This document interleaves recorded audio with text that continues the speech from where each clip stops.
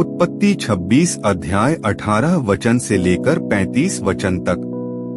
18 तब जो कुएं उसके पिता इब्राहिम के दिनों में खोदे गए थे और इब्राहिम के मरने के पीछे पलिश्तियों ने भर दिए थे, उनको इसहाक ने फिर से खुदवाया और उनके वे ही नाम रखे जो उसके पिता ने रखे थे। 19 फिर इसहाक के दासों को नाले में खोदते खोदते बहते जल का एक सोता मिला। 20 तब गरारी चरवाहों ने इसहाक के चरवाहों से झगड़ा किया और कहा कि यह जल हमारा है। सो उसने उस कुएं का नाम एसेक रखा, इसलिए कि वे उससे झगड़े थे। 21 फिर उन्होंने दूसरा कुआं खोदा और उन्होंने उसके लिए भी झगड़ा किया, सो उसने उसका नाम सित्रा रखा।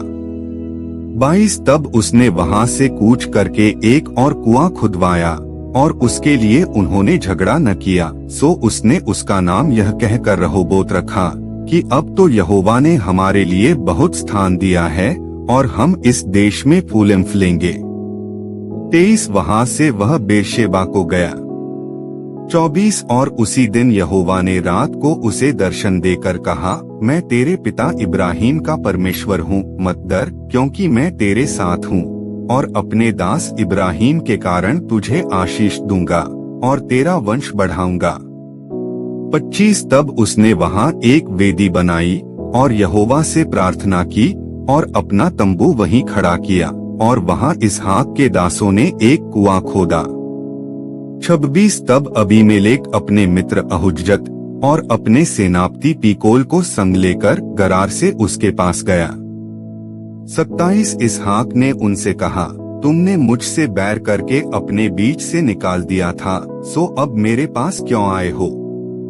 28 उन्होंने कहा, हमने तो प्रत्यक्ष देखा है कि यहोवा तेरे साथ रहता है, सो हमने सोचा कि तू तो यहोवा की ओर से धन्य है, सो हमारे तेरे बीच में शपथ खाई जाए और हम तुझसे इस विषय की वाचा बंधाएं।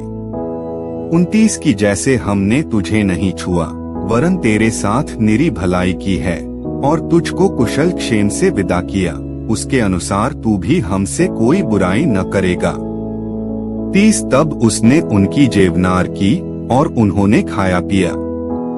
31 बिहान को उन सबों ने तड़के उठकर आपस में शपथ खाई, तब इसहाक ने उनको विदा किया और वे कुशल क्षेम से उसके पास से चले गए।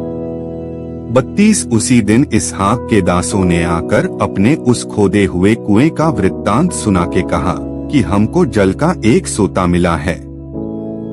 33 तब उसने उसका नाम शिबा रखा, इसी कारण उस नगर का नाम आज तक बेर्शेबा पड़ा है। 34 जब एसाव 40 वर्ष का हुआ, तब उसने हित्ती बेरी की बेटी यहूदीत और हित्ती एलोन की बेटी बाशमत को ब्याह लिया। 35 और इन स्त्रियों के कारण इसहाक और रिबका के मन को खेद हुआ।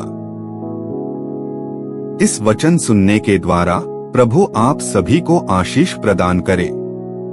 आमीन।